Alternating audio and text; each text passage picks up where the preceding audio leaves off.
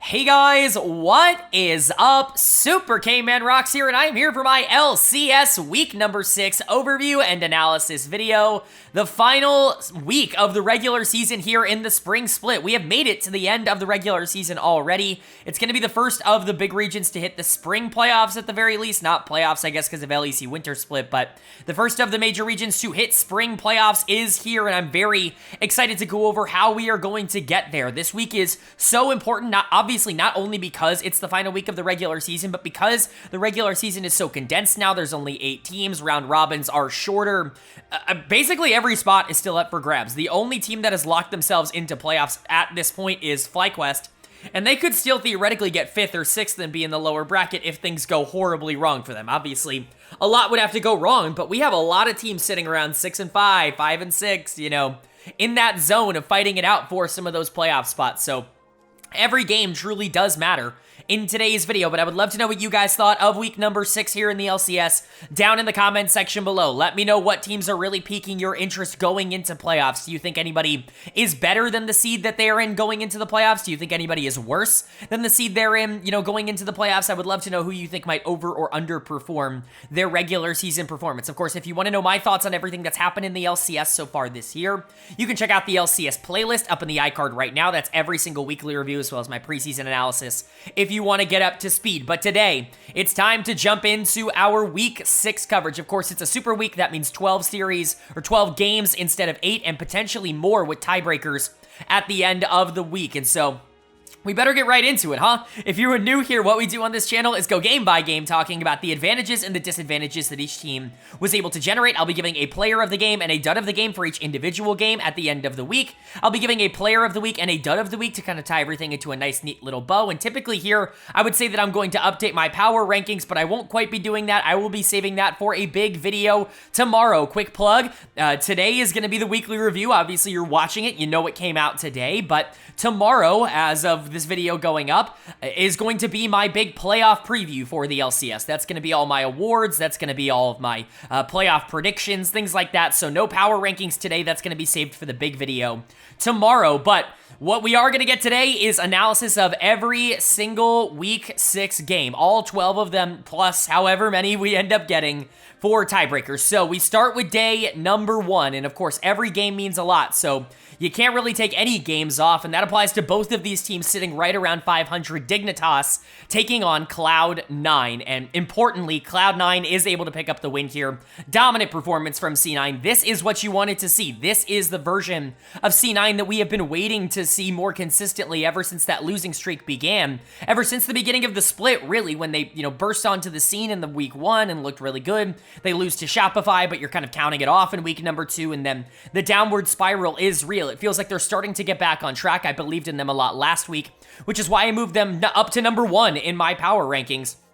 I felt like they were the most consistent team. Their win over FlyQuest really gave me a lot of confidence that it was going to be legit, and this kind of reiterates that for me. For Dig, not a huge, surprising loss, but this is a team that is fighting for a playoff spot. Top 6 makes playoffs, and so Dig, you know, really just trying to not be the worst of what I think a lot of people have considered the bottom 3 teams in the LCS right now, of them, Shopify, and Immortals. They just need to be the best of those, and obviously starting off the week with a loss isn't ideal, but for C9, player of the game is pretty obviously going to go to Jojo Pune on the Yone. Amazing game. And honestly, if Jojo's going to play like this all week, yeah, he's going to get MVP again, because this is a ridiculous performance. There's obviously a pretty competitive MVP race, at least in my opinion, kind of a 2, maybe like 3 or 4 horse MVP race. Jojo and Quid really being kind of the front runners in terms of how I think a lot of people are viewing it, and Jojo making a statement in the first game of the final week here to cement his case to be that MVP favorite. He was awesome on Yone. This team never really had this kind of player last year. I mean, we can talk about a lot of the good things that Eminus did, and I do think Eminus was better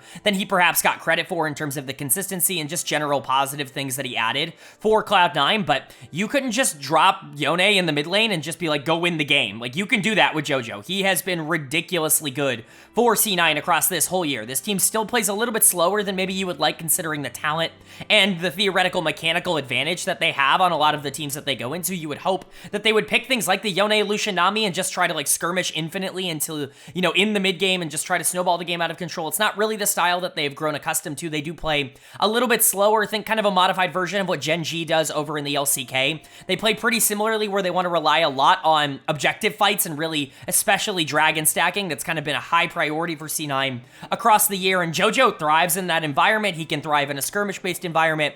Right now, he's the best player in the league in terms of how I feel in terms of talent, and he continues to show that off. He can carry, he can play supportive, he can play early, he can play late. He's just awesome. I mean, Berserker and Vulcan were good too, but they didn't really have to do anything. It was really funny. 0-0-0 bot laners for like the first 20 minutes of the game, just how it is when you play a style that's going to be a little bit more focused on the mid-jungle duo. Fudge was really good in this game, specifically in the side lane on Udyr. He's not going to get the credit that he deserves because people don't like Fudge, but he was really, really good, and I think a worse top laner would have actually made this a little bit more difficult, but he dominated that matchup, and then credit to Blabber for enabling JoJo. But this was JoJo's game once again, being able to solo kill Dub. He solo killed Rich. I mean, it was just dominance coming in from the Yone, a destructive performance and a really fun one to watch. And then for Dig, you've got some stuff to talk about, a couple of interesting things. Tomo and Isles continue to survive in the bot lane for the most part, not necessarily be huge problems. I don't think they were problems at all. They, you know, went up against Berserker Vulcan and played relatively even on the Sivir Millia, which is very positive in this matchup. The problem being the rest of the map just couldn't quite hold on. Dud of the game was either going to go to Rich or it was going to go to Dove. Both of them got absolutely slaughtered, whether you want to give it to Rich because he was dying inside lanes as Renekton and not really offering anything in the late game, or if you want to give it to Dove for basically just allowing JoJo to completely snowball the game out of control, is up to you. I gave it to Dove because I thought he was less impactful in the good moments, and they were both as bad in the bad moments, but you know, I think that Dove was just a little bit worse in the good moments, and so he doesn't end up getting it. But I mean, true, like he gets dead of the series, but truly, both were poor. Like, there's really no other way of saying it. They both didn't play well. XU, I think, has started to get, I don't want to say a bit exposed, but you know, he started the split relatively interestingly. I still think that there were a couple of good games where he looked good, but when he plays against top tier teams, it's clear that he's just not quite at that level yet. I think he can get there. I think he's talented enough to be able to get there, and maybe it's just the fit with the rest of the roster around him, but he's not a top 4 or 5 jungler in the league just yet. He's still closer to the bottom of that list, and that means when you go up against a really fed Yone and you go up against Blabber, who's going to be controlling objectives in a team that is more known for their controlled style, it's just going to be more difficult to win. So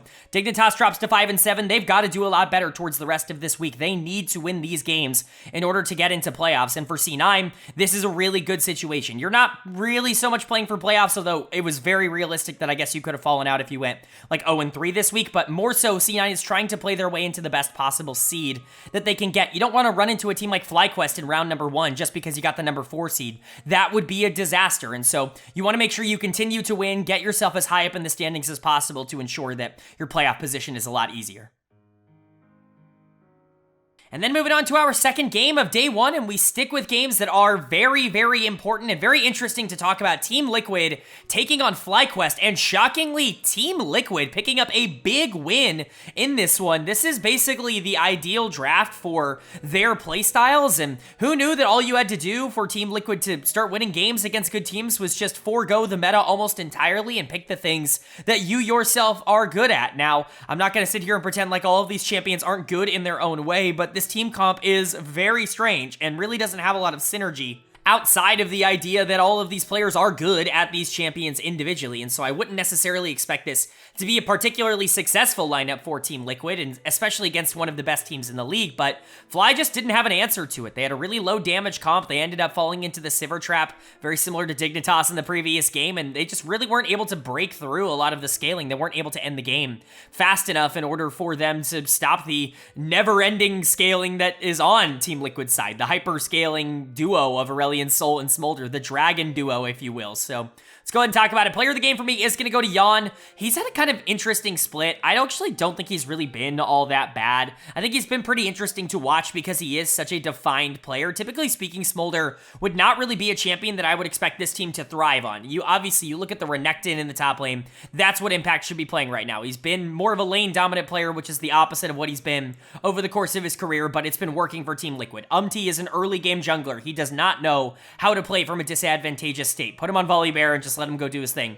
APA wants to scale 1,000 years into the late game and team fight. Put him on Aurelion Sol. But Yan and Core are more of an early game bot lane. Specifically, Yan has more so been known for his laning than he has been for his team fighting. In fact, team fighting has been more of the concern. Perhaps that is why you go for something like Smolder. You alleviate some of the need to be as perfect or as, position oriented in a team fight when you're playing a champion that just does so much raw damage later in the game. And if you're really good in lane, you actually can do a lot with Smolder at level 5 or level 6 or, around the middle of the game in that sense. And so there are reasons maybe to like this pick. I just wouldn't have expected it to work and look so good for Team Liquid. Yan was awesome in this game, and honestly, he continues to be pretty interesting for this team. He'll have his bad games. He'll have the games that he just straight up loses for Liquid, but he's certainly not the worst AD carry in the region. Honestly, he reminds me of a slightly worse FBI. He has more bad games than FBI does, but I think as a player, they actually have relatively similar skill sets, and I think they execute on them, pretty successfully. I think Yan is a good player and somebody that you can win through so long as he's in a good position.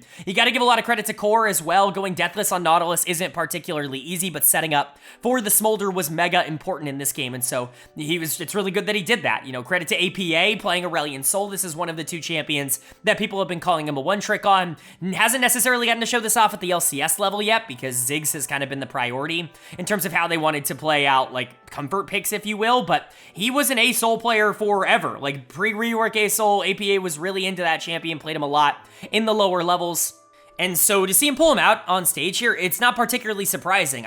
The thing I'm really shocked about is just that you would play something so risky like the double dragon, combo, because you're really giving up basically all of the early game pressure, or you're alternatively putting it all on Umpty to really be able to generate it on the Volley Bear and just kind of hope that you can survive that stage of the game to get to the part where Asol and Smolder can start taking over. But lucky for them, they were able to do that. So credit to the team. Impact's also still really good. He's been one of the more consistent top laners. I don't think his highs have been nearly as high as some of the other top laners in the region so far. He's just not stomping lane. That's never going to be him as a player, but he has been really good. He has been really solid, really consistent, and you got to give him a lot of credit for that. So really, I think this was just great for Team Liquid. This gets them to 500 going into the last two games, and who knows? I mean, this team could finish as high as second or third or somewhere around there. So it'll be interesting to see what happens from here on out with TL after this big win. But for Fly, kind of a disappointing loss. You really didn't get the results you wanted last week either, losing to Cloud9. You bounced that back here with a loss to Team Liquid, and now things are starting to get at least a little bit concerning, mostly because the two worst players in this game were the two players that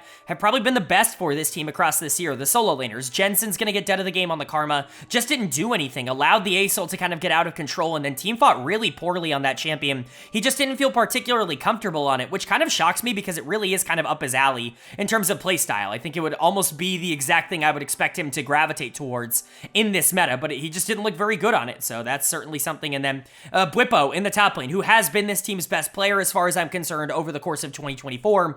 The Jace just was not it. His ranged top lane matchups have always notably been worse outside of the mages, outside of things like Swain, and this is kind of a good example of that, is he just was way too aggressive on the Jace, was never really in a position to respect the kind of engage that the Renekton could offer to set up for gank assists, or alternatively in team fights to actually just full-on engage onto the rest of his team. There really wasn't anything he could do, and he got caught out in a lot of different circumstances, so not a great game from him. Masu picked Sivir, and I don't really know what the deal is with Sivir right now. Teams seem to be liking her. I'm not really sure why. She doesn't feel particularly strong, especially in a meta where hyper carries are broken, and, there are some really good ones. Jinx was still up. I really don't know why you would pick Sivir over Jinx in the current meta if you do want to go for a hyper scaler, but, Busio wasn't great on the Rakan. Inspired tried stuff on the Xin Zhao, but lost pressure early and couldn't recover. It was just kind of a bad game for FlyQuest. I'm not going to freak out or worry too much, but this team has shown more cracks in the last, week and a half, essentially, than they have in the last month. So that is a bit concerning. I hope that's not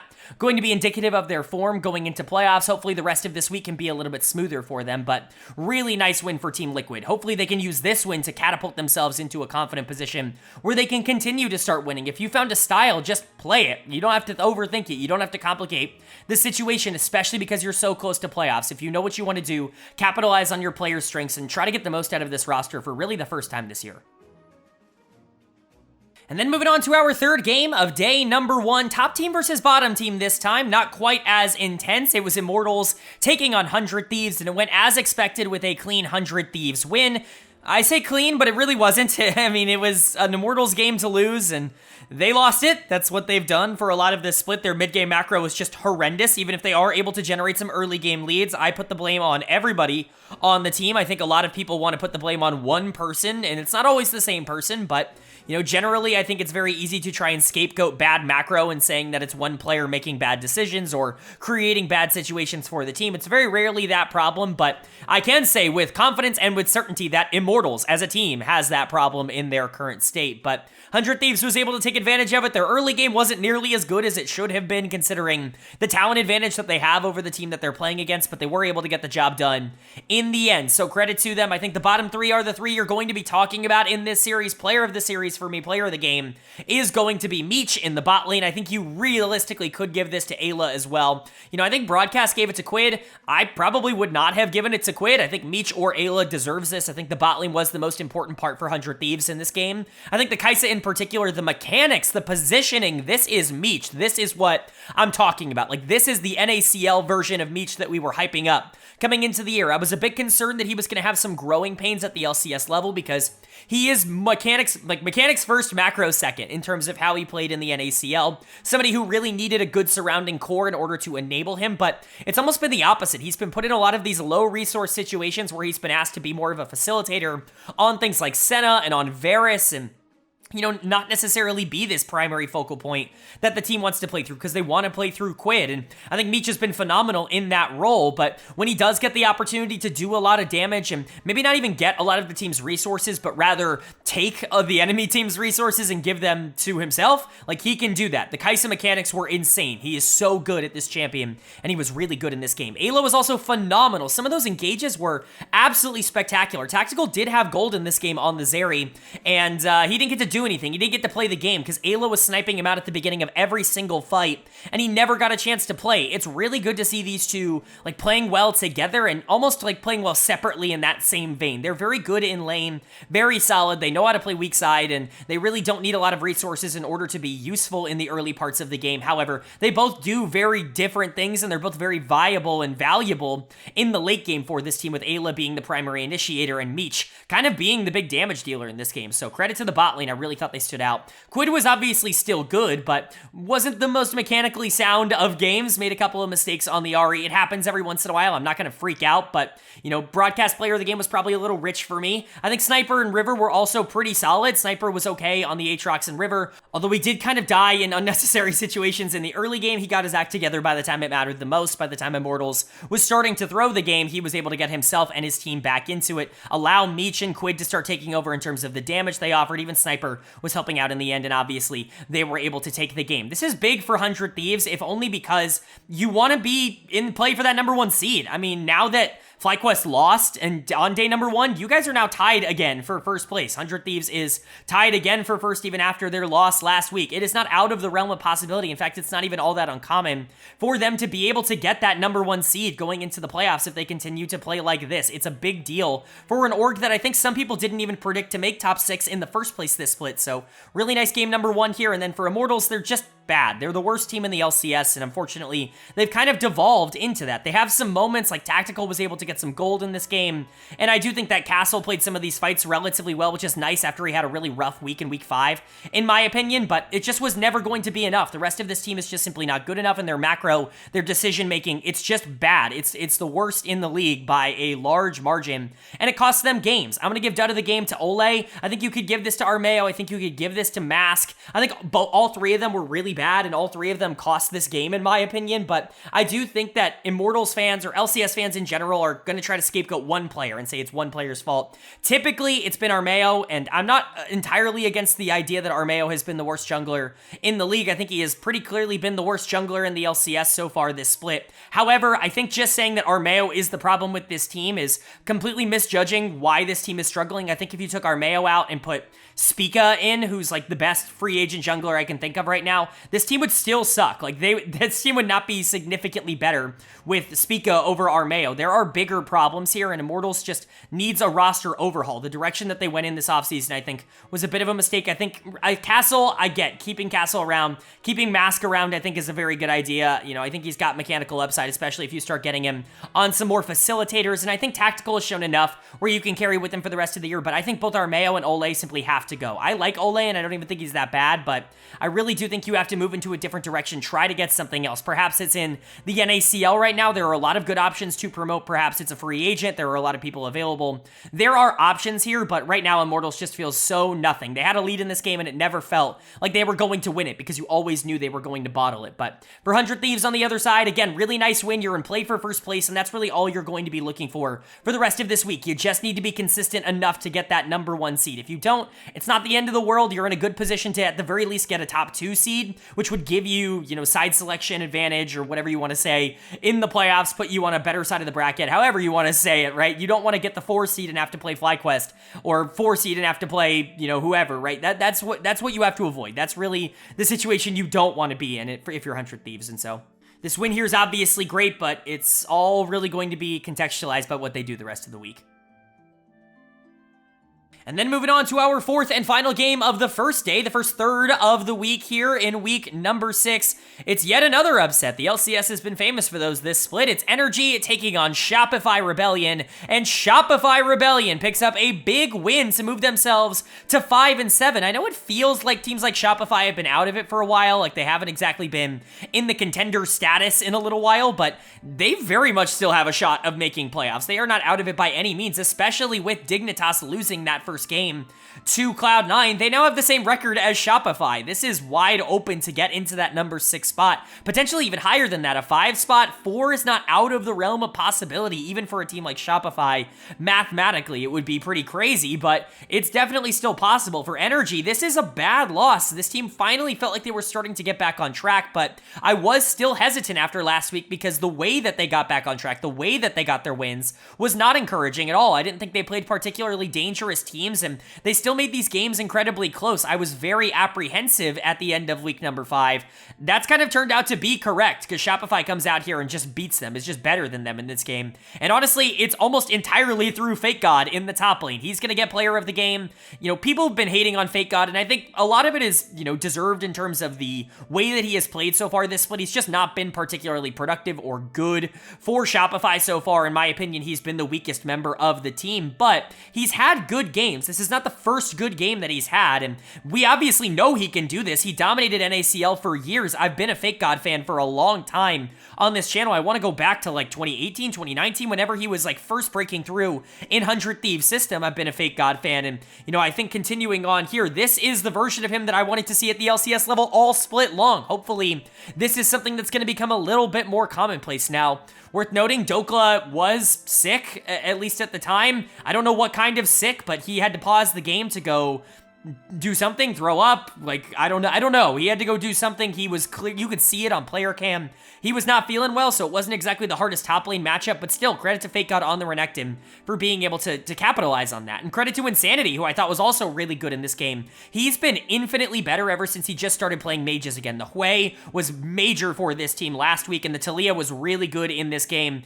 You know, Insanity, I think, is a really good player, and I think getting back to roots has helped him a lot. B-Boy is awesome, and honestly, he might be the best AD carry in North America. It truly is kind of crazy how things are working out right now. I don't actually think that, but he's been ridiculously productive this year, and I don't really blame a lot of people for putting him in their, like, all-pro teams, as I've seen. He might very well be in mine. We'll have to see, but Boogie was solid. Zeyzal had a couple of engages that maybe you want to take back, but overall, honestly, there were a couple engages that were just phenomenal from him as well, and so you're looking at Shopify and you're saying they played this game really well, and yeah, Energy disappointed, and they probably shouldn't be losing this, but Shopify didn't just, like, luck into a win from a bad Energy team. They went out and did a lot of good things to create their own opportunity to win. And then For Energy on the other side, it is kind of disastrous to lose this. 500 is not the worst place to be. Again, you're still in a playoff spot at 500 at the current moment, but you don't want to be going into like these tiebreakers. You don't want to be getting into a situation where it's even possible for you to be in the bottom two after winning you're the defending champions. You can't be one of the two teams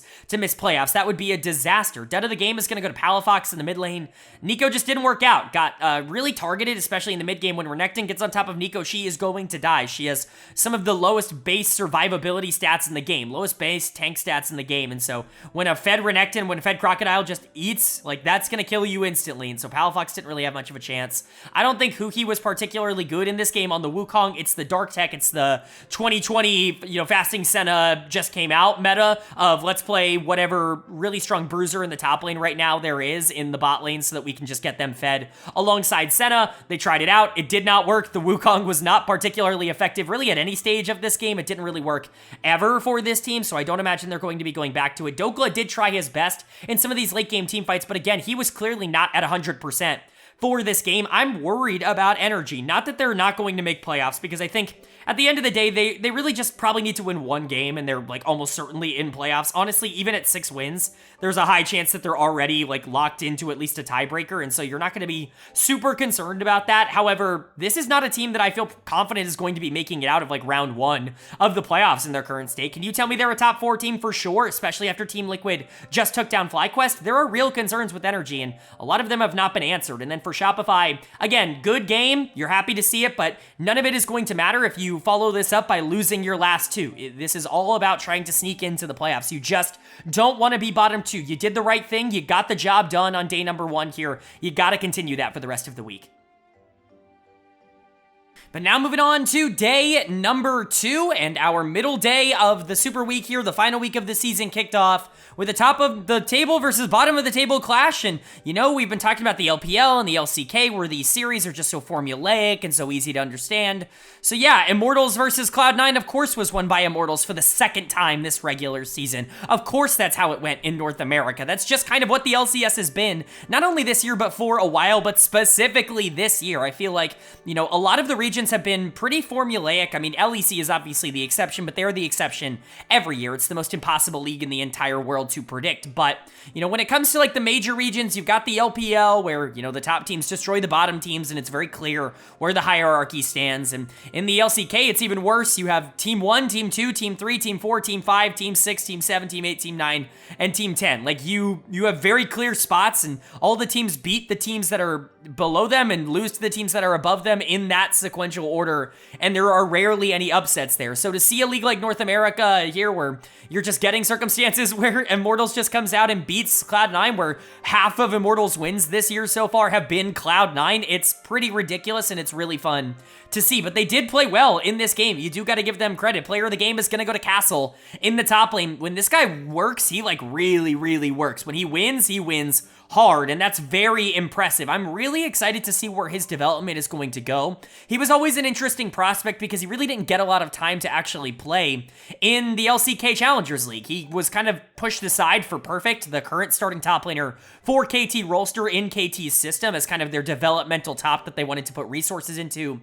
But the little glimpses that he showed were incredibly high mechanical ceiling, and so that's why I was really excited about him coming here. And obviously, NA Jace is a bit of a meme, but Korean Jace is still very much something that you have to fear on the top side of the map, and Castle very much made that abundantly clear. He was amazing in this game. I'm not going to say he solo won it, because I think the rest of the team also played well, Ole in particular, but Castle was the most important member of the team in this game by far. But yeah, credit to Ole, was really good on the Bard, and, I think the draft in general is really good from Immortals here. You get Armeo on Vi, something that's pretty easy to execute and also does really well into specifically what Cloud9 ended up drafting, most notably the Akali. Very difficult to play that matchup. Obviously, Talia isn't ideal. Bard is not ideal for that matchup, and so you're in a situation where JoJo doesn't really have a lot of resources. We will get to that, but I thought Armeo did a good job. Ole did a great job on the Bard of being able to shut him down. Tactical just kind of needed to survive on on the Ziggs be a little bit of a nuisance. AP bot laners are still incredibly strong. Do not get it twisted. They are still in a very good spot. Ziggs and Seraphine and, whoever you want to throw into that AP bot laner category at the pro level, like, they are still very playable. Hui definitely is in there now. Like, they are very strong and can do a lot, and I think we saw that here. And then, of course, Mask I thought was also relatively useful. His matchup was good, and I thought he executed on it well. JoJo had a hard time getting going in this game, and Mask, I think, actually did enough to be able to kind of keep him down rather than just kind of leave it up to the draft. So credit to Immortals, really good game from them, and not so much from Cloud9. Again, we were talking about this team potentially finishing with 9 wins, being closer to that, like, number 2, number 3 seed, like, being in that conversation, but losing this certainly casts a little bit more doubt. You're sitting at 7-6 with only 1 game left. There is a real possibility that you could be walking out of this regular season at 500, which would be a bit of a disaster if we're being honest, and so you got to figure something out now. Unfortunately, dud of the game is going to go to JoJo Pune. This might have been his worst game of the split. It's certainly up there. He was not strong in this at all. He was really bad the first time they played Immortals as well. It's very weird. I guess he just doesn't like playing Immortals, but, they had him figured out. They knew he was going to take something aggressive, and they really punished him for it, and so Cloud9 ended up not being able to play through their 1-win condition. Blabber tried his best to bring back some level of gold, but there really was nothing happening. Berserker was so scared, so passive. I don't think I've ever seen a Senna have so little stacks at like 20 minutes as opposed to what Berserker had. I don't really know why he was playing so scared and so passive, but honestly, it's becoming a bit of a trend for him. So far this split, that's concerning. I think Vulcan, he played Ornn. We've seen a couple of games now of people trying out these Senna plus, top laner combinations in the bot lane, and it's just not working out at the moment. I think teams need to start simplifying the process and maybe not trying to, crack the code just a couple of days, essentially, before the playoffs. And Fudge certainly wasn't good, got gapped in the top lane, but I don't think he was as bad as Berserker or Vulcan or JoJo, in my opinion. I think that he was bad, but he wasn't, like, horrendously bad. His mechanics weren't awful. He just made some bad trade decisions, but really, this was a bad game from Cloud9. They got outplayed by Immortals, and as soon as it starts to feel like they're starting to get their confidence back, boom, they run into a brick wall. It feels like 3 games in a row is the most that this team is going to be able to win. Lucky for them, that's what a best of 5 is, and so you would hope that that would be able to carry over into a more important experience, but right now, there are real concerns with this team, and, Immortals looked good here. They're not out of it either. Even with, the loss on day 1, they're at 4-9. It is totally possible for Dignitas and Shopify, I blinked on their names there, for Dignitas and Shopify to lose out the rest of this, season. You've got 2 games left. If they lose both of those against 2 relatively competent opponents and Immortals wins tomorrow, things get infinitely more interesting with the tiebreaker situations. And so, Immortals felt like they were out after day number 1, but this win puts them firmly back in it. I still don't know how I feel about this team, but, NA is never going to make it easy on the final day of the regular season. And then moving on now to our second game of our second day, and it's another one that you would expect to be a top-of-the-table clash, but it hasn't necessarily worked out like that. Energy taking on FlyQuest, and FlyQuest is going to get the job done. They're going to move to 9-4. Of course, they were the only team that had locked playoffs coming into the week, but now it is almost assured that they are going to be one of the top 2 seeds. It would have to go... I think it's confirmed that they are a top 2 seed with 9 wins, because I think Cloud9 at most can get 8. And so, credit to them. Good for FlyQuest. You want to be in that driver's seat. You want to be looking to get that number 1 seed. It's not locked in by any means. 100 Thieves can still catch you and make that interesting for first place, but at least for now, FlyQuest is in a decent position to grab that. For Energy, though, disaster is starting to strike. I mean, this team has really fallen off the last 3 or so weeks. Basically, ever since the first Super Week, this team has been a disaster. Even the 2-0 week last week, like I said, wasn't exactly the most confidence-raising 2-0 week that you could have possibly had. And now you're coming into a week where you basically have to win, and you're dropping games that you just can't afford to lose. Losing to Shopify, that's pretty bad. Losing to FlyQuest, that's pretty bad. You can't be sitting here 6-7. Like, under 500 is a disaster, so... We'll talk about it, we'll get to it, but again, credit to Fly. This game was a bit of a banger. I know I'm kind of talking in, big hyperbole as if this is like the end of the world for Energy, but this was a really close game, and honestly, they played it relatively well for most of it, just made a couple of very critical errors that lost it for them, and Fly's not the worst team in the world to lose to. Player of the game is going to go to Jensen. He had an awesome Taliyah game. Very funny that Palafox ends up talking shit about Jensen in the pregame, and then Jensen comes out and absolutely bodies him in this game on the Taliyah, takes advantage of some really bad plays that he made on the Ahri, and is able to generate a lot of tempo for Fly. That champion can be really, really deadly and dangerous when used correctly. We've seen it a lot specifically in the LCK this year, but you know, it's everywhere. You guys have seen a lot of Taliyah. I want to give a huge shout out to Masu in particular as well in the bot lane. He got destroyed in lane. When you're playing Kalista Renata into Senna Nautilus and you lose lane, it feels over. Like, that game feels like it's almost impossible for you to be relevant in, but Masu did a great job not letting that kind of break him and not letting FBI's really good laning phase kind of set him back, and so he was really aggressive in the mid game, started to pull back a lot of gold, and by the time we hit some of these major team fights, his power spikes had been there, and he was actually a major force to end up dealing with in the late game. He was a big reason why they ended up winning. Credit Busio with that as well. Obviously, their mental is very good to be able to bounce back from this early game, but you want to credit both of the members of the bot lane. Inspired continues to be very underrated, just super consistent for this team, one of the best junglers in the league, and Bwipo's not really been his normal self, I would say, in this week so far. He had a couple of moments that were awesome on the Renekton. He also had a couple that were really bad. He has been phenomenal for them across this split up until this point, so this 1 week that he's not performing maybe at his maximum, I'm willing to kind of let slide at least a little bit. This was a good game for FlyQuest, and you're happy to win it, but again, for Energy, this is a disaster. This is, we're getting to worst case scenario. If they lose tomorrow, they're in a really bad spot going into the playoffs at 6-8. You know, they're almost certainly going to get in. I think it might even be locked that they're top 6, but you know, you don't want to be 6th. You don't want to be bottom bracket, and that's very realistic sitting here at 6 and 7 now. Are you definitely better than Cloud9? Are you definitely better than Team Liquid right now? I really genuinely can't say that with 100 Thieves and FlyQuest fighting it out for 1 and 2.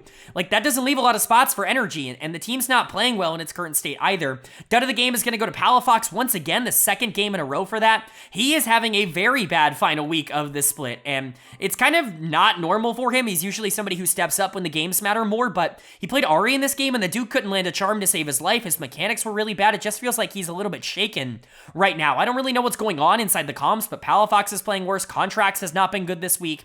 Dokla obviously looks a bit out of it. FBI and Huhi were definitely the stars of the show. FBI in particular on this Senna, almost single-handedly trying to win the game for Energy. It just wasn't enough. They weren't able to ever get a team fight that was consistent enough for them to be able to win it, and that's a disaster. I mean, if Energy ends up losing tomorrow, like, what position does that put you in, like, confidence-wise, even going into the playoffs? And so, real reason to be concerned, but they are non-rational gaming for a reason.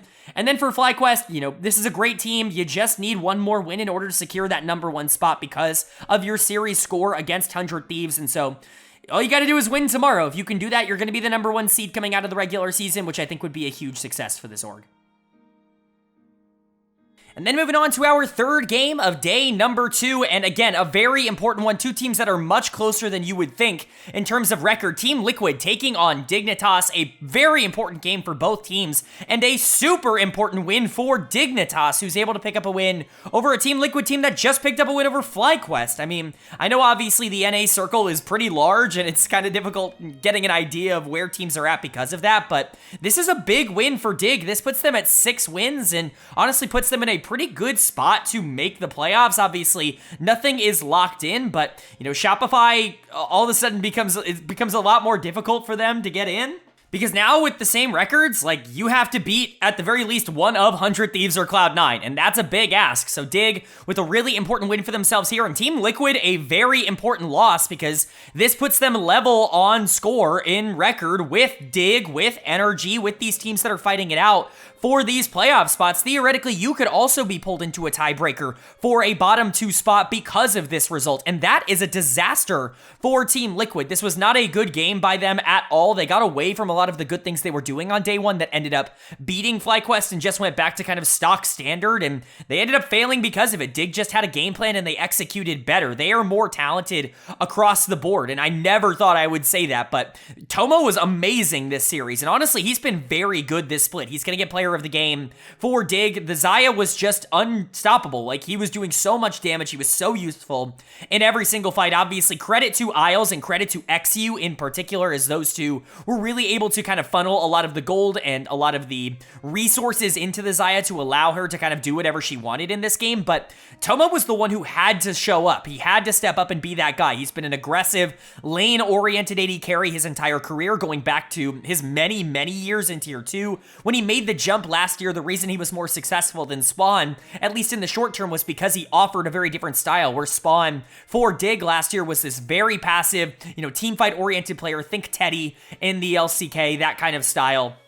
You have Toma, who wants to get in your face, who wants to fight, who wants to skirmish, and I do think it was a positive for Dig overall, and honestly, he has just continued to improve. He's become a very solid, average to above average AD carry at the top level here in North America, and that's huge. I mean, Isles was really good in this series too. He was definitely the better support in this game on the Rakan. Xayah Rakan is still a very difficult duo to stop. I'm honestly shocked that the prio on that bot lane has fallen so much, because it still feels like Xayah does a bit of everything, and Rakan is just such a versatile tool. We're even seeing him used with a lot of other AD carries, but obviously it can still work, as we saw from this bot lane duo. Want to give a big shout out to XU in that same vein. He was really good in this game on the rel.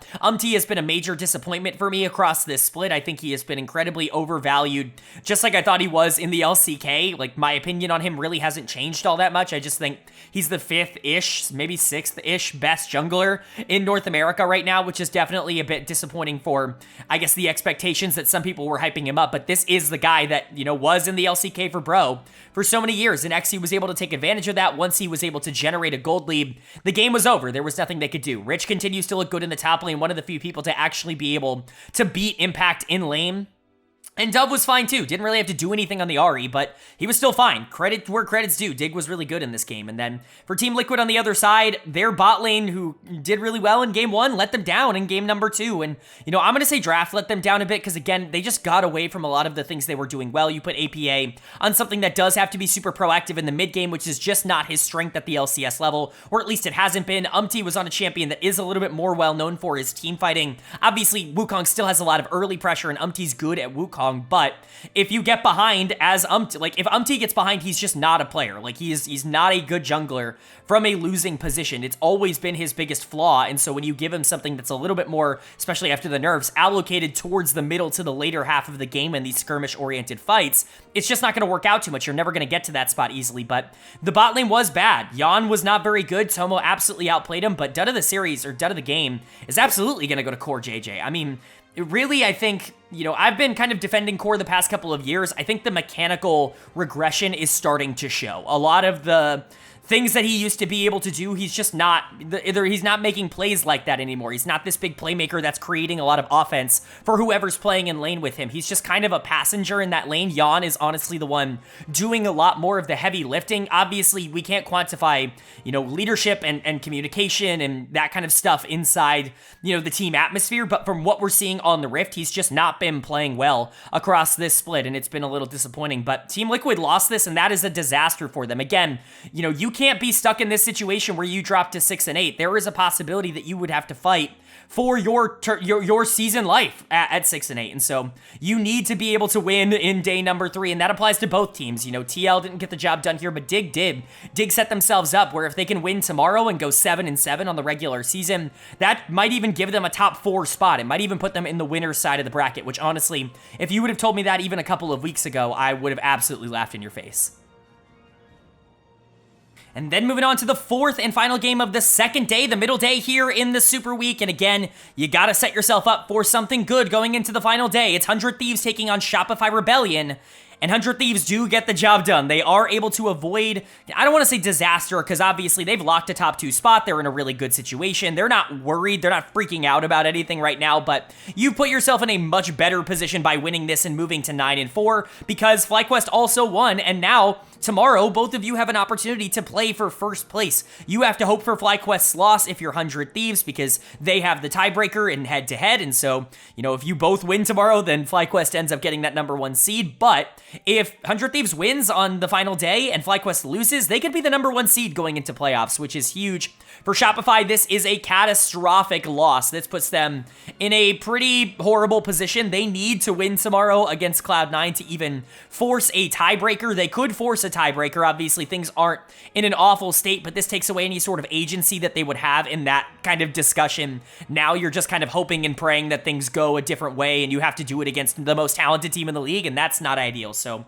definitely not a great game from them, but let's talk about 100 Thieves first and foremost. Player of the game is going to go to Sniper. I mean, this was a Jace performance, and a Jace meme I mean, is it over? Like, is Sniper the one who's going to break the NA Jace meme? Because this was phenomenal. He absolutely torched Fake God, and not all of it was Fake God's fault. We're going to get into that because I don't know what the hell Boogie was doing for most of this game, but Sniper absolutely took advantage of a lot of the mistakes that Shopify was making, and this was like a star performance. These are the kinds of performances he just wasn't giving out in the NACL nearly as often as you would have wanted. Obviously, everybody knew that the upside was there. This guy hit Challenger rank 1 when he was like 12 years old or something. We knew that he was going to be somebody to look forward to in the pro scene in the future. However, it just never really materialized in competitive play before this split. For it to be in the LCS, the first time he really starts to break through and have these dominant performances, it's really impressive from him, the growth that he's taken over the course of this year. I think obviously having some veterans on this team, or River in particular, to help out that transition and that growth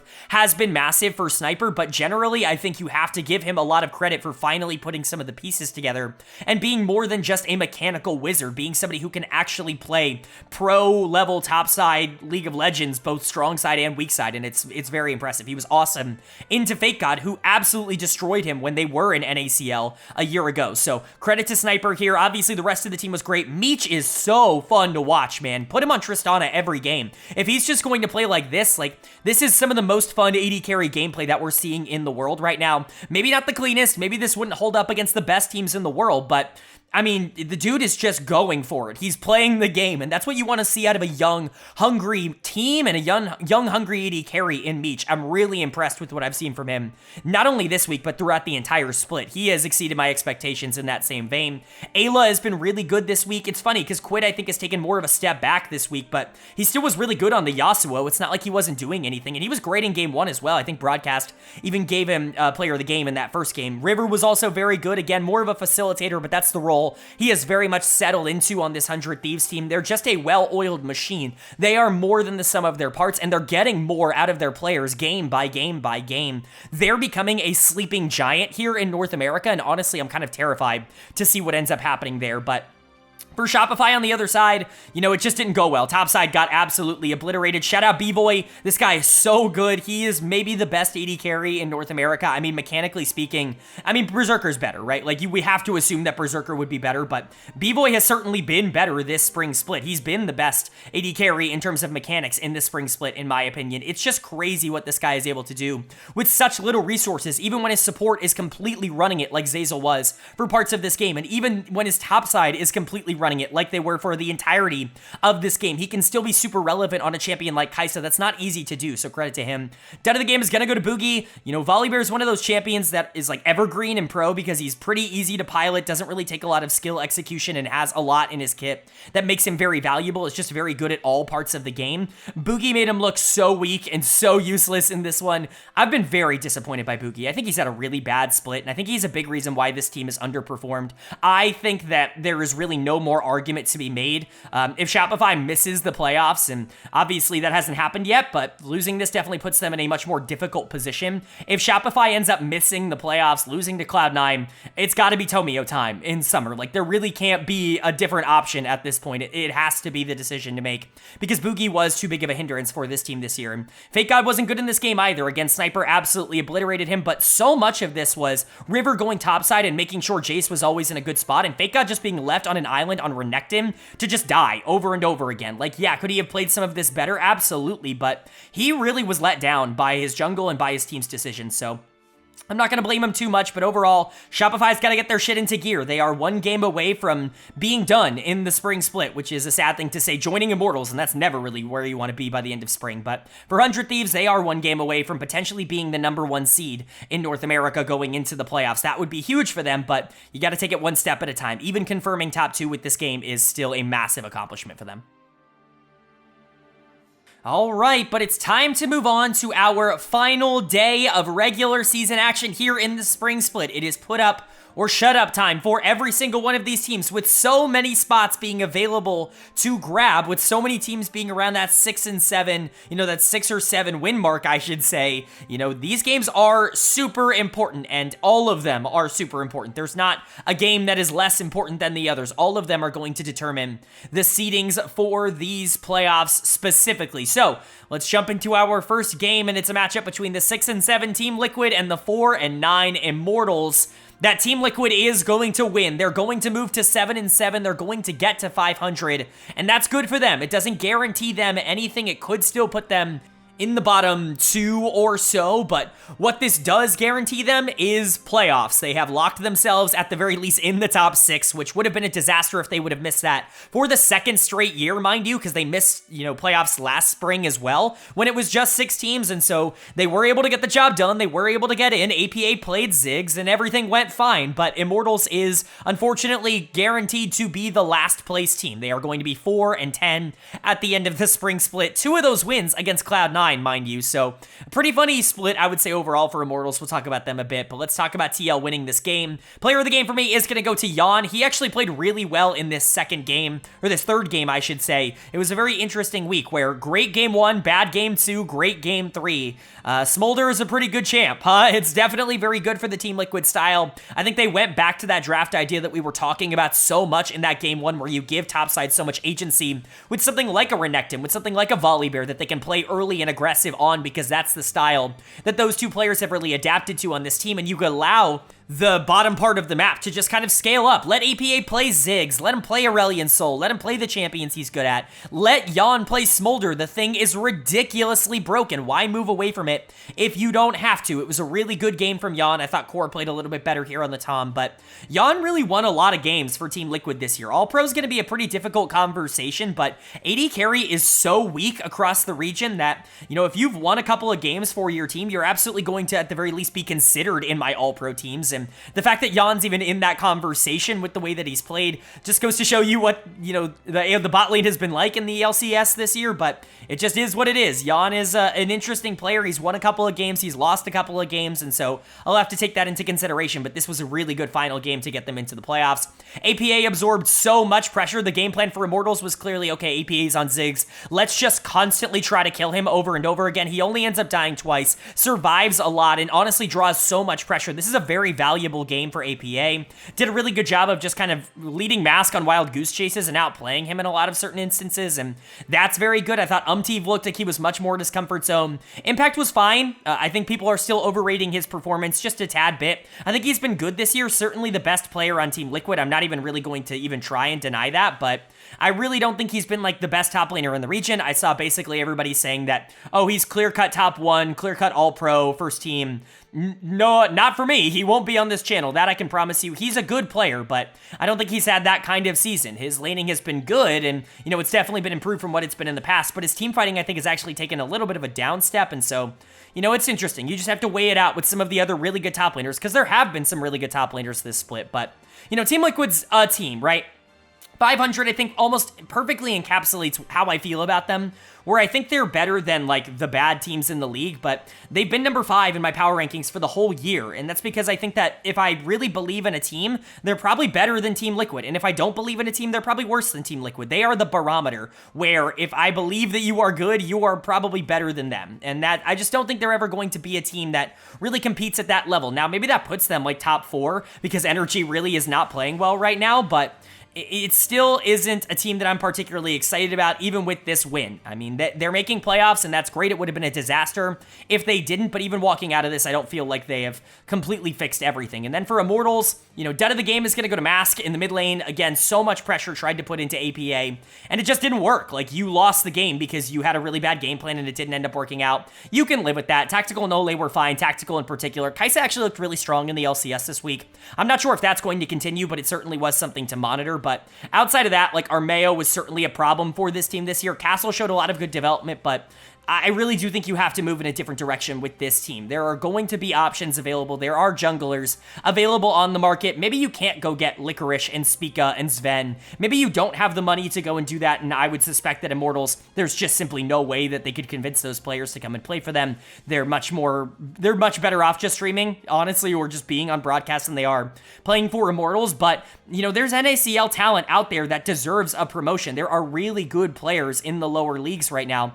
I mean, Shaden is playing at a crazy high level. Someone like Yuji is in collegiate right now, and he's dominating. There are options in the North American pipeline that I think you could promote here into the jungle position to make things better. Perhaps you could consider a support as well, but I think you got to stick it out with Tactical and Castle at the very least, and I would stick it out with Mask. I think he has really kind of gotten a poor shake of it so far, give him some time to develop, but Immortals being the team that ends up getting last place, it's not surprising. This is kind of synonymous with this organization at this point. Their season wasn't awful. It could have been worse. There were times where they looked like the best of the bottom three, but at the end of the day, they just couldn't get over their own problems, and they made too many mistakes in the mid game. Their macro was the worst in the league, and that caused them to get 8th place, but for Team Liquid, they are in the playoffs. They are looking okay. I still don't want to go fully in on this team, but at the very least, I think they're going to be better than some of the bottom tier playoff teams. Then moving on to our second game of day number 3 here, and another very important one for two polar opposite reasons. It's Energy taking on 100 Thieves. And 100 Thieves do pick up the win. This puts them in a position where potentially, if results do end up going their way in the Dignitas FlyQuest game later, they could be the #1 seed coming out of the LCS regular season. That is massive. I had this team at number 6 in my preseason power rankings, and even that was significantly too low. I felt like I was doing them a favor by putting them in the playoffs, and, to me it was clear Dig and Immortals on paper were supposed to be worse, but nobody could have anticipated this, them going into the playoffs at the very least as the #2 seed, maybe as the #1 seed in the entire region. That's how well they've been playing, and perhaps they have the MVP on their side as well. As player of the game is once again for me going to go to Quid. Maybe you could give this to Sniper, who was awesome on Olaf. I mean, the dude literally 1v3 Dokla, Palafox, and FBI, I believe it was, and then just kind of won it, like couldn't die, like the Olaf was unkillable. But Tank Vigar, baby, Shaco Jungle, baby, this is degeneracy at its absolute finest,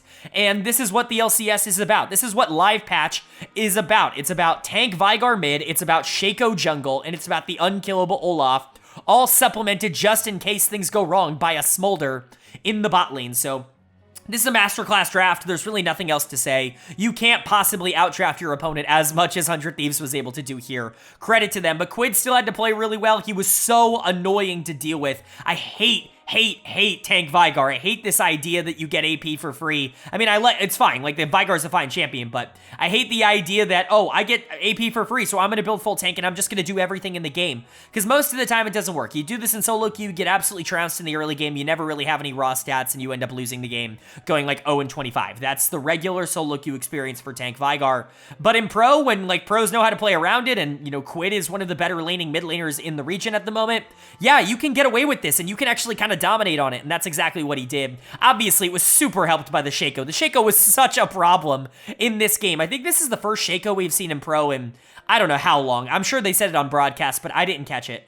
But it genuinely did affect the game in a major way. Like, River was unkillable for a lot of this, and he was causing so much panic that the Tank Vigar and the Olaf basically got to play the game for free, even including the Smolder in that, down in the bot lane. They all kind of got to play the game for free because the Shaco was such a problem to deal with, and River played him really well. I never thought I would like to see Shaco in pro play, but River is one of the few players with enough charm to pull that off. I can accept that because I like River, but I don't want to see this from anybody else. That I definitely don't. Sniper, like I said, continued to be good. It was the top side of the map in this one, but don't discount Meech and Ayla, I should say, who also had a very good week. Honestly, 100 Thieves was just great. This was a 3-0 week for them to go 10-4, and they earned it. They're going to be going into playoffs with so much confidence, with so much momentum, and honestly, they're going to be a scary team to end up facing for whoever ends up in either 3rd or 4th place, depending on where they end, but you don't want to face them. Quid is too scary. Sniper's actually scary. River's a phenomenal jungler, and Meech and Ayla have been really strong in the bot lane. This is a very complete team, and I don't think a lot of people would have anticipated that at the beginning of the year, but for Energy, it's the complete opposite story. I mean, I just gushed about 100 Thieves for like 3 minutes. I cannot do the same about Energy. They are in trouble. Like 6-8 is a bad end, and maybe I could overlook it if the circumstances were different, but the last time this team actually made me feel good about them was like week 3, week 2 maybe. Like, it really has been that long since this team has had any sort of credibility, and at 6-8, they're not even guaranteed a playoff spot right now. Obviously, Shopify controls everything in their matchup against Cloud9. They can force tiebreakers if they end up winning, but at 6-8, you're not in a great spot. At the very best, you're going to have a tiebreaker for 5th place. Like, you're going to be in the bottom 2. You're going to start in loser's bracket. And, maybe that helps energy. Maybe that gives them some games to get their confidence back. But, losing that lifeline is also pretty bad. They needed that last year. Remember, they went through loser's bracket to get to the finals. And so you really have to imagine that this is going to be maybe a different experience for energy than it was in summer finals of last year. Dud of the game is going to go to Dokla. He got mega outplayed by Sniper on the top side of this map. I never saw that one coming. That certainly was not in my plans going into this year, I should say. With how good Dokla was and Sniper being so unproven, for Dokla to actually have such a down split, it's super disappointing, but it's not just him. I think, honestly, Contracts had a down split. Palafox was miserable in this final week, even though he was pretty good for a good amount of this split. I think Dokla and Contracts are definitely the players that I was worried about for the largest majority, Dokla being top of that list. FBI and Huki were really the only players that showed any signs of life in terms of, like, carrying the team at their best in weeks 2 and 3, but even they have been bad in recent weeks. Well, I shouldn't say bad. FBI has not been bad. He just has not been winning games. He's been fine in the bot lane. He's been okay, and, you'll honestly take that considering how not deep the AD carry pool in the, not only North America is right now, but in the West is right now. There are no real superstar AD carries in the West that are actually performing like it in 2024, but, FBI has been fine, and Huki's had some really good breakthrough games where he's just been able to dominate, but on a game-to-game basis, he's not been great, and you could say the same thing about Palafox. It's just genuinely concerning. In a best-of-5 series, do I trust this energy team? No, like, I really don't, and I think it's going to be scary to see who they end up facing. This team has gone in to the playoffs, or even maybe the qualifiers, with as little confidence and as little momentum as possible, the opposite of 100 Thieves, and it's going to be interesting to see if they can buck that trend, but good for 100T. This is a fantastic rebuild year, considering, like, this is everything you could have asked for and then some. It's funny, because I compared 100 Thieves to CLG or Energy, when they made this roster, this idea of bringing together a lot of NACL talent, seeing what works, and building on that to get to a roster that can win the league. The funny part, they might not need the time that CLG did. They didn't have, CLG had a couple of bad, mediocre years until they figured out that they could bring in players like FBI and Huki or not FBI and Huki, FBI and Ignar, and really unlock this team. 100 Thieves hasn't needed any of that. Their first iteration has been top of the league, and I think that's what makes it scary, is you have to imagine they're only going to get better.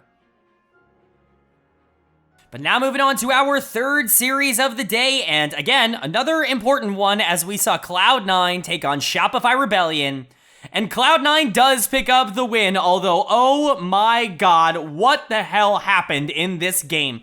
This is the most bonkers, absurd game that I've ever watched in my life. I mean, maybe there are games that are more, like, crazy and wild action. Like, I wouldn't go out of my way to recommend anyone go and watch this, because it's an absolute clown fiesta. Like, sometimes when people play really bad, it's fun to watch because they're constantly fighting and they're not really making any macro decisions and they're just kind of skill checking each other, and that can be fun, like at a pro level with these guys, with how good they are. Like, that can be a really fun thing to watch. That's not what happened here. This was like the opposite of that. This was them just making macro decisions over and over again, but here's the kicker.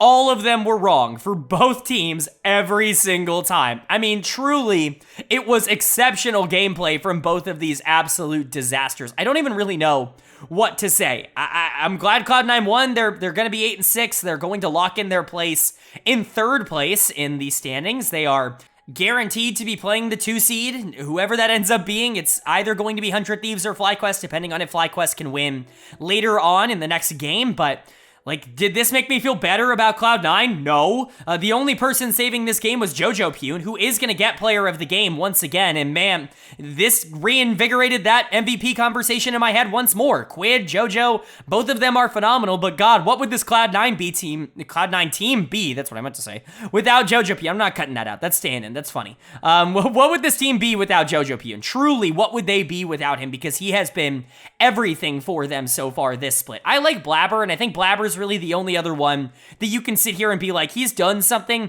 He's had some miserable games, and honestly, he was kind of bad for a good portion of this, but he also was amazing for a lot of this split. Like, there were the 3-game stretches where they were dominating.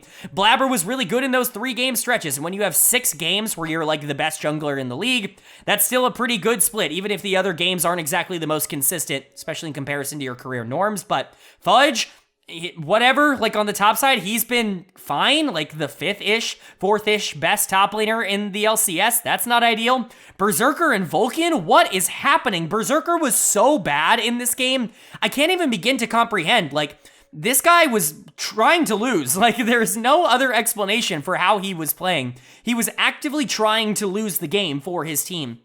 I love Berserker. I said that he was the best player in the region coming into the year. He's not even been a top 5 AD carry, and AD carry is the weakest position in the LCS. I don't really know what to tell you. You have to imagine it's going to get better, but right now, this bot lane's not working. Vulcan and Berserker have no chemistry. They do not synergize, and Berserker has taken it out on the rest of his team. It's just not good. Shout out Jojo Pume and like half of Blabber. Half of Blabber split. This 14-game split, you got 7 good games out of Blabber, 7 bad games. You got 1.5 good players on this team. I don't really know what to tell you right now. At least they won. At least they moved to 8-6. But Shopify, your playoffs were on the line. You had 5 more seconds of Elder. What is happening? Like, it is truly beyond comprehension, the decisions that were made by Shopify in this game. I honestly can't even, I can't get through them all. I can only hit the big highlights. And the main one that everybody's going to point to is going to be that final engage that they take just as Elder is done. Like, what is going on? How do you not force the issue before that? It is truly absurd that they ended up losing this game in the way that they did. Done of the game is going to go to Zeyzal. You had Elder, you're Nautilus. Just hook anyone and press R, and the game is over. There is nothing they can do about that, and he's sitting there staring at Cloud9, scared to go in. I can't, my mind is not built to comprehend the mental thought process of what was happening in this game. I mean, it truly, like, it's 4 in the morning and I'm raging in my dining room right now because this team was just so laughably bad and it cost them their split. With this loss, obviously they're 5-9, they can no longer make playoffs. It does mean that there are no tiebreakers to get in. There might be tiebreakers in terms of seeding, but no tiebreakers in terms of qualifying because Shopify will be staying at 5 wins, and they've earned it. They earned it in this game. Shout out B-Boy, who was awesome. Insanity played really well down the stretch of the split. I think if he had played the entire split like that, like he did the last 2 weeks, they're probably in the playoffs, and I think it does give you some confidence that you can build around Insanity and B-Boy as a core, and you have to imagine that Zeyzal's going to be better. Fake God's probably somebody that you want to give another shot, and like I said, you have Tomio under contract as a substitute. That feels like a very obvious starting 5, and to me, especially with the increase in how your carries played, I can imagine that being a very difficult starting 5 to beat in the summer split, a team that I would expect to make significant strides in a good direction. But right now, this was a disastrous first split for Shopify. They were a top 5 team for me in the league, and they just never really got there. They never felt like it, even with good performances. Boogie was a disaster. Fake God was super inconsistent and mostly a negative. Zeyzal really didn't do anything, and I think this game is honestly more of a metaphor for Zeyzal's split than anything else, is him just sitting there waiting for someone else to make the play when he's the engaged support. It's crazy. Shopify was an absolute train wreck, and honestly, this game was a train wreck, but in kind of the best way and the worst way possible. But congratulations to Cloud9, they won the series. That's a good thing. How do I feel about this team? I don't know. They're the most talented team in the league, and they only have 1.5 good players. What does that mean? Berserker, Vulcan, Fudge, you have to imagine they're going to get it together. Specifically, this bot lane. Berserker can't be bad the entire playoffs, right? They're not going to miss MSI. They're not going to be a non-top 2 team, right? Those are real concerns, real questions right now that they're going to need to answer, but we're not going to get any of those answers now. All of them are going to be saved for the playoffs. At least they got a top 3 seed. That's at least something they can look forward to. And that's going to bring us to our 12th and final game of the week in terms of pre-tiebreakers. We could be getting a tiebreaker after this game, but this is the last official regular season game before we enter tiebreaker territory. It's FlyQuest taking on Dignitas. And FlyQuest is going to be able to pick up the win, and this does a lot of things. Not only does this give us confirmation that FlyQuest is indeed our official #1 seed going into the playoffs because they have the series, or the season advantage over 100 Thieves. That means that they get the #1 seed over them, but it also means we get a tiebreaker for 5th place between Dignitas and Energy after this because they both have the same record and they split the season series. So I'm very excited to cover that, but right now we get to cover this game, the final final game of the regular season. Also worth noting, this is the final game for any award considerations in my mind. I have said this in the past. Tiebreakers, as far as I'm aware, are not regular season games. It wouldn't be particularly fair to grade, Dignitas and Energy extra because they got an extra game both positively or negatively. Everybody got their 14 games to show off what their team could do. I'm not going to be taking the tiebreaker into account when it comes to awards, but that's not particularly relevant, not as relevant as it has been in previous years this year because of the teams involved. But for FlyQuest, this was a really good series, and player of the game is once again going to go to Jensen. When he's on, man, he's really on. Sometimes he loses when he's playing against really good mid laners, when he's playing against, people like Jojo Pune, like that caliber of player. I understand why it might be a little bit more difficult to go into a player like that. Quid has kind of asserted himself into that conversation, but when he is playing against bad mid laners, he absolutely destroys them. He is kind of the ego check mid laner. If you think you can try and get away with playing a little bit greedy against him, you are just never going to do that. He was awesome in this game, and his way is really good. Obviously, this seems like a champion that he would be very good on, but it's nice to see that he was good on it, and credit to Inspired. I thought he did a great job of enabling him. Inspired really has been the unsung hero of FlyQuest throughout this split. Jensen and Whippo, I think, have definitely gotten a lot of praise for good reason, because I think they have been some of the best players in the entire league, but Inspired has been right up there with them. I mean, he's definitely going to be in consideration for my first team All-Pro. In terms of the jungle, Masu and Busio were solid in this game. I think that they were definitely the better bot lane down the stretch. Tomo did a good job of getting leads early, but man, he did not do a good job of transitioning those leads into relevant stats, and that's always going to be a bit of an unfortunate thing to say, but credit to FlyQuest. Earning that #1 seed was not going to be easy. 100 Thieves made it almost as difficult as possible, and with their loss to Liquid earlier on in the week, they had to be nearly perfect down the final stretch, and that's exactly what they were. They were able to take care of business against the teams they needed to take care of business against, and now they're sitting here in first place for a team that I had in third in my preseason power rankings. First is a pretty good upgrade. Do I think that they're guaranteed to be the best team in the league? No, I think the LCS honestly is entirely wide open. I think Fly, 100 Thieves, Cloud9, those are going to be your three main contenders, but anybody could really win it. Energy is going to be in the playoffs. Dignitas is kind of interesting, and, Team Liquid definitely has some upside. Like, it truly is wide open, and FlyQuest is going to have a lot to deal with, but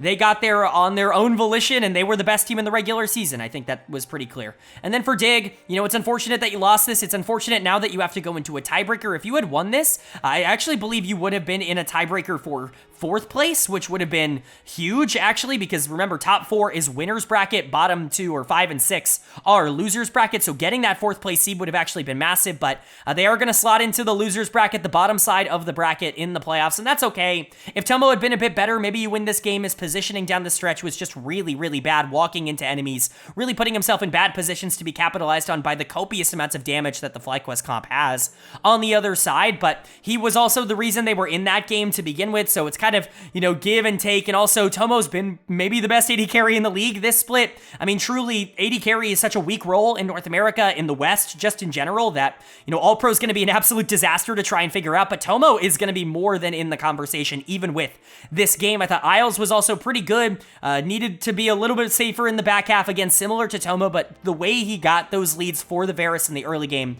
were positive. Rich could have been a bit better on the TF. Dove certainly could have been a bit better on the Ahri. I thought he was mega gapped by Jensen on the other side, but XE was pretty solid on the Viego. There are positives to take away for Dig, and I still think this is an interesting team, but you got to keep your mental on straight, because you got to turn around and immediately go into a big matchup with Energy, a tiebreaker game. Are you going to be able to keep the mental on? Well, we're going to find out in just a second, but again, for FlyQuest, congratulations on getting that #1 seed, on being the best North American team in the regular season. Hopefully they can keep up that kind of form as we go into the playoffs. It's certainly going to be a fun ride, but FlyQuest have put themselves in the best position possible. And that's going to bring us to our tiebreaker game, which I am very excited to go over. We know the two participants. We know the matchup. It's Energy taking on Dignitas for the 5th, 6th seed spot. It doesn't matter too much. The 5 seed just gets a little bit of an advantage getting to play the loser of 1-4, presumably the 4 seed, as opposed to having to play the loser of 2-3, which then goes to the number 6 seed. So there is something to be gained here by being the number 5 seed, but mostly an exhibition game, I guess, at this point between two playoff teams. Energy Energy taking on Dig, and Dig is the one that is going to be able to pick up the massive win, the gigantic playoff shattering win in this one. Obviously, it's fine. You know, it's cool to get that 5 seed, but it really doesn't change all that much. You're still in the lower bracket, but this was not a close game. I don't know what Energy is doing right now, but they have played some of the worst League of Legends I have ever seen some of these players play in the last 3 weeks. I think if you combined like their last, I want to say like 7-ish games, maybe even going back to like their last 10-ish games, they might be the worst team in the LCS. Like they might be Immortals level in terms of what they have shown in that stretch. It's really been that bad. And I don't even really know what to say at this point. It's just kind of been a disaster everywhere. They gave up all 6 grubs in this game. They gave up every single dragon in this game. They gave up every single lane prio in this game. Like, what are you playing for? What are you even trying to do? You fired your entire coaching staff, and now none of these players know where to go on the map. It's truly baffling, but for Dig, again, nice win. Tomo goes from being dead of the game to player of the game in the immediate next game. That's pretty good. A nice sidestep from him, but the Jinx really was more of a team effort. The Jinx got fed because Isles was really good on the Tahm Kench, because XU had a really good game on the Rel with some phenomenal engages, and then all of a sudden you get your hyperscaler in the bot lane out of control, whereas the enemy hyperscaler, Smolder, just sat in lane the entire game and didn't do anything. And I don't even really blame FBI. I almost blame everybody else on the team for just doing nothing. Like, Tomo's player of the game, and that's pretty obvious for me. Again, shout out to XU, shout out to Isles. This team is interesting, but I'm going to talk about Energy first. I'm going to flip the script and talk about the loser first here. Contracts is dud of the game. What is going on with him? He has gone from the most aggressive jungler in the history of the region, somebody who has led the league in deaths basically every single season that he has played in pro. That was kind of his calling card back in the day when he was a youngster. And now he's like the most passive jungler I've ever seen. Like, something in the last 10 games has just completely switched in his brain. And now he's just so scared to go out there and try and make plays for his team. It's a disaster for Energy, truly. Like, I don't know how they evolve beyond this if this is what's going to happen in the jungle, if this is how they're going to control objectives. They're not going to win a single game in the playoffs if they play like this. I mean, it really was that bad. You're playing Lilia into Rel. You gotta go. You gotta move. You gotta fight for these objectives. And he just refused to do so. And it wasn't just him. FBI and Huki sat in the bot lane all game, never getting stacks on Smolder. Clearly, they were trying to scale into the late game, but they couldn't recognize that they weren't ever going to get to that point because look at the enemy comp that you fed. And then Palafox, it's not like he did anything. Like, the Hui was okay in some of the fights that they did actually take, but he was also just sitting in lane. Doka has been one of the worst top laners in the league this year. Energy is just in a really bad situation. This 6-8 team might be even worse than their record indicates, and that's a very scary thought. I don't know what this team's going to do in the playoffs. I'll save some more detailed analysis for them when we get to the playoff preview tomorrow, in tomorrow's video, I should say, but golly, they're just kind of a disaster right now. But for Dig, again, you look pretty good. Honestly, is this a top 4 team? Like, are they better than a team like Liquid? Is there really a reason to say no? Like, obviously, they're not on the same level as the top 2 for sure, but, you know, presumably the top 3 if Cloud9 can get their shit together. But, you know, they're pretty decent. Like, they have a pretty good core of interesting young players. Like, Tomo and Isles have been really good for the most part. As a duo, they've been one of the stronger isolated 2v2 bot lanes, and Tomo does a great job of carrying games. I think XU is really leveled up and has been better in the back half of the year. Dove, for the most part, is solid, if not extraordinary. And Rich, even though he's a little bit worse than he was last year, has still been pretty solid for this team and is certainly not a negative for them. I think having a bunch of players who aren't negatives is probably good enough to be like maybe top 4, like in the region. That's truly attainable for Dignitas, and I never thought that I was going to say that even going into the week. It really has been a crazy week for them, but this was generally a really positive tiebreaker, and I think they're going to be going into the playoffs with a pretty good amount of momentum because of it. All right, but that is going to do it for my LCS Week 6 overview and analysis video, and that is going to wrap up the LCS Spring Split in 2024, the regular season at the very least. Up on the screen, of course, the final standings here after week number 6 going in to the end of the year. The teams on the left, highlighted in blue, are in the upper bracket. FlyQuest at 1, 100 Thieves at 2, Cloud9 at 3, and Liquid at 4. They're going to be your winners bracket teams that auto-qualify to the upper side. We will talk talk more about playoffs, obviously, then. You've got Dignitas and Energy at 5 and 6, as we just saw from the tiebreaker, qualifying for the losers bracket immediately. They will be taking on a couple of teams, and they will be making playoffs, and unfortunately, highlighted in red at the bottom, Shopify Rebellion and Immortals, the two worst teams in the league that did not succeed in qualifying for the playoffs. But normally here I would talk about the power rankings, my personal power rankings, how they've changed, yada, yada, yada, the spiel. But I'm not going to do that here because I am releasing a playoff preview vid tomorrow. I am going to be going over all of the teams in depth. I'll be going over my award picks, and in that I will also be doing my predictive bracket as I do every single playoff season. And so I'm going to be saving my power rankings for that, give you guys a little bit more of a spoiler to kind of see where my head's at when it comes to that kind of stuff. But if you guys are excited for that, let me know down in the comments. But that's not it. We still got to move into my player of the week and my dud of the week here in week number 6. And player of the week might shock some people. I'm going to give it to Meech, the AD carry for 100 Thieves. When you talk about 100 T and their ability to play through, Quid and the top side of the map this week, I think Meech really went under the radar, but to me, he was the best player in LCS this week. I thought he did everything that he was asked to do at a super high level, whether that was carry, especially without resources, carry with resources, be weak side, be more supportive. He's just done everything he's needed to do all year long, and this was kind of the culmination of that for me. This was a great week for 100 Thieves, and I think Meech was the best player on the team in that week, and so he's going to get player of the week. Runners up for me, Jensen, mid laner for FlyQuest. They looked great, especially in their first place qualification. And Jan, the AD carry for Team Liquid, who I think also had a really good end of the year here, I would say. But generally, I think 100 Thieves was definitely the standout team this week. And unfortunately, the standout team in a negative way was Energy. And that means dud of the week in week 6 is going to go to Palafox, their mid laner. He was really bad this week in basically every game. Maybe with the exception of the tiebreaker, but I'm not really taking the tiebreaker into account. When you talk about the 3 regular season games that they played, he was awful, like truly, truly awful this week.